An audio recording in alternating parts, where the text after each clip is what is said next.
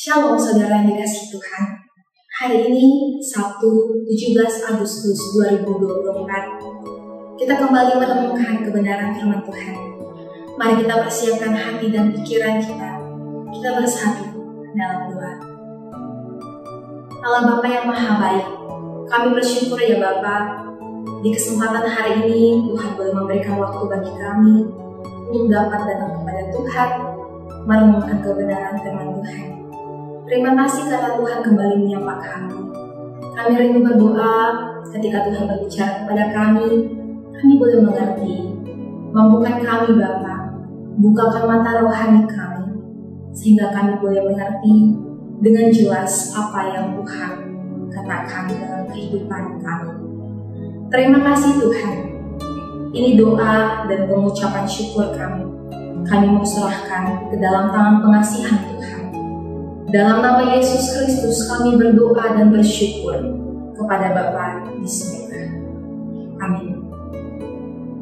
Saudara yang dikasihi Tuhan, tema kita pada hari ini adalah kemerdekaan di antara pemberian dan usaha sendiri, hidup baru dalam Kristus.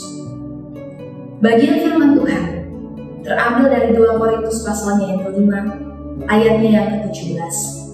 Demikian bunyi firman Tuhan. Jadi, siapa yang ada dalam Kristus, ia adalah ciptaan baru. Yang lama sudah berlalu, sesungguhnya yang baru sudah datang.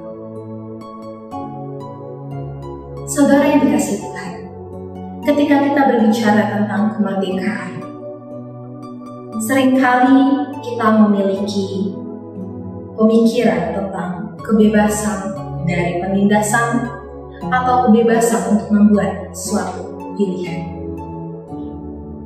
Akan tetapi saudara, dalam konteks kerohanian, kemerdekaan sejati hanya dapat kita temukan di dalam Yesus Kristus saja. Ketika kita dimerdekakan oleh Kristus, kita telah menjadi manusia baru atau ciptaan baru. Saudara, menjadi ciptaan baru berarti identitas kita sekarang berakar dalam Kristus. Sebelum mengenal Kristus, identitas kita mungkin didasarkan pada dosa dan masa lalu kita. Namun, dalam Kristus, kita diberikan identitas sebagai anak-anak Allah. Menjadi ciptaan baru juga artinya kita tidak lagi hidup seperti manusia lama kita. Hidup baru dalam Kristus membawa perubahan yang signifikan dalam cara kita hidup. Dosa yang sebelumnya menguasai kita telah digantikan dengan buah Roh Kudus, seperti yang tertulis dalam Galatia pasal 5 ayatnya yang ke-22 sampai 23. Dengan kata lain saudara, hidup baru kita mencerminkan karakter Yesus Kristus yang bekerja dalam hidup kita. Saudara yang dikasihi Tuhan, proses menjadi ciptaan baru memanglah tidak mudah. Akan ada banyak tantangan yang perlu kita hadapi. Akan tetapi dalam Kristus, setiap kita diberikan kekuatan dan kemampuan untuk mengatasi setiap tantangan tersebut.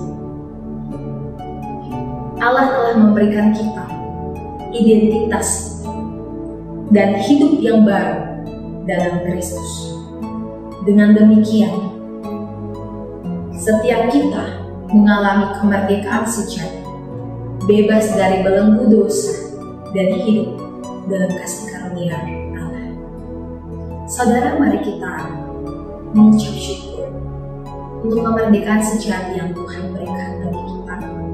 Mari kita bersyukur untuk ciptaan baru, identitas baru yang Tuhan berikan bagi kita. Mari kita bersatu dalam doa.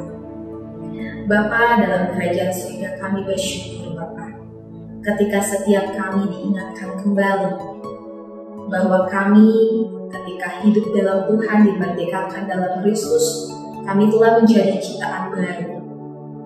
Ajari kami untuk hidup sesuai kehendak Tuhan.